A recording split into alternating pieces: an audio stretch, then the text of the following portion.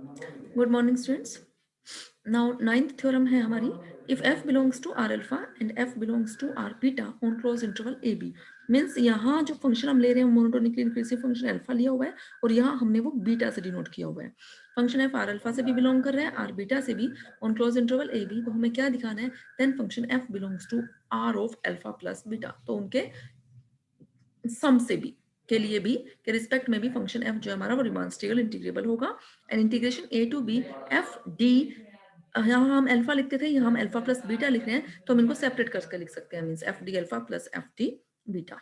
ठीक है, since result देखो, रिजल्ट हर थ्योरम में वही सेम रिजल्ट यूज हो रहा है। अगर आप ध्यान से देखो तो क्या कह रहे हैं, since f belongs to r alpha, अगर f r अल्फा से बिलोंग कर रहे हैं तो रिजल्ट लगाओ, तो गिवन एप्सिलॉन के कोरिस्पॉन्डिंग एक पार्टीशन आ जाएगी, उस पार्टीशन को हमने p1 से डिनोट किया, such that upper sum minus lower sum for partition p1 के लिए लेस देन एप्सिलॉन। एप्सिलॉन की जगह हमने एप्सिलॉन बाय 2 यूज किया हुआ है।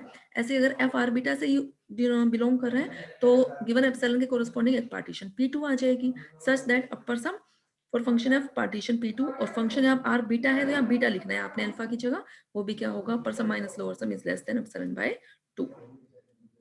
ठीक है, अब हमें जो बात करनी है वो हमें डी अल्फा प्लस बीटा के लिए बात करनी है, तो उसके लिए हमें कॉमन रिफाइनमेंट लेनी पड़ेगी। तो P हमने क्या ले ली, कॉमन रिफाइनमेंट, और वो क्या ले ली, P1 यूनियन P2 ले ली। Then upper sum minus lower sum for common refinement के लिए क्या होगा, लेस देन एप्सिलॉन बाय 2। ये रिजल्ट हम मैंने ऊपर जो हम कितनी मैनी थ्योरम्स डिस्कस कर चुके हैं उनमें हम रिजल्ट बता चुके हैं कि कॉमन पार्टीशन के लिए जो अपर सम होता है वो आपका और जो लोअर सम है इनका डिफरेंस भी यहाँ इस वाले रिजल्ट से क्या आ जाएगा, लेस देन एप्सिलॉन बाय 2 आ जाएगा। ठीक है, ऐसे ही बीटा के लिए भी हमारे पास ये रिजल्ट आ जाएगा।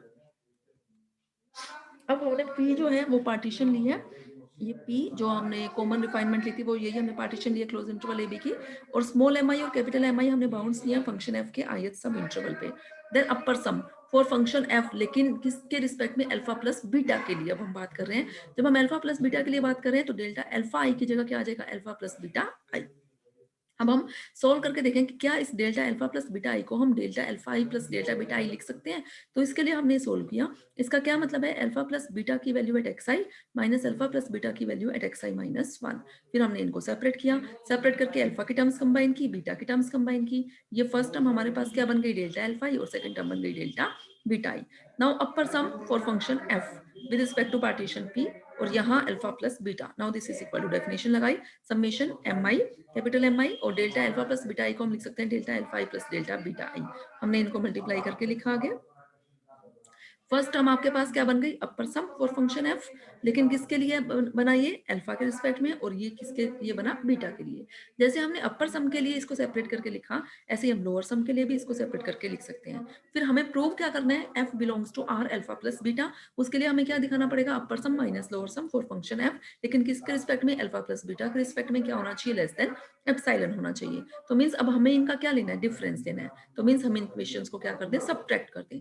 सब्ट्रैक्ट किया हमने ये equations, upper sum minus lower sum for function F, लेकिन किस के लिए, अल्फा प्लस बीटा के रिस्पेक्ट में। This is equal to upper sum minus lower sum with किसके रिस्पेक्ट में, अल्फा के रिस्पेक्ट में, plus upper sum minus lower sum with respect to beta के लिए। तो हम ऊपर वाली इक्वेशन यूज करो जो हम ऑलरेडी यूज कर चुके हैं। तो ये upper sum minus lower sum, first भी less than epsilon by 2, second भी less than epsilon by 2, means overall क्या आ गया, less than epsilon, means F belongs to R alpha plus beta.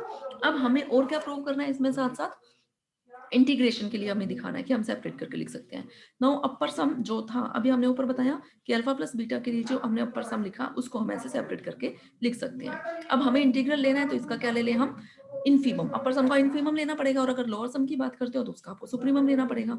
तो this infimum value is greater than equal to integration A to B F D alpha plus integration A to B F D beta. ऐसा क्यों लिखा हमने, होना तो यहाँ पे भी क्या चाहिए था, B bar, means upper integral होना चाहिए था यहाँ भी, बट अभी हमने ऊपर हमें गिवन है कि f जो है वो आर अल्फा से भी बिलोंग कर रहा है और आर बीटा से भी बिलोंग कर रहा है, तो इसका मतलब जो लोअर और अपर इंटीग्रल है वो कॉमन इंटीग्रल के आपके इक्वल हो चुके हैं।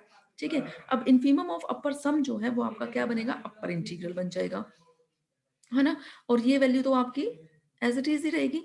Similarly we can prove the reverse inequality, reverse inequality में भी हम यही काम कर सकते हैं। रिवर्स इनइक्वालिटी में क्या आ जाएगा आपका, less than equal to, but f belongs to r alpha plus beta से भी बिलोंग कर रहा है, तो ये अपर इंटीग्रल भी कॉमन इंटीग्रल में रिड्यूस हो गया।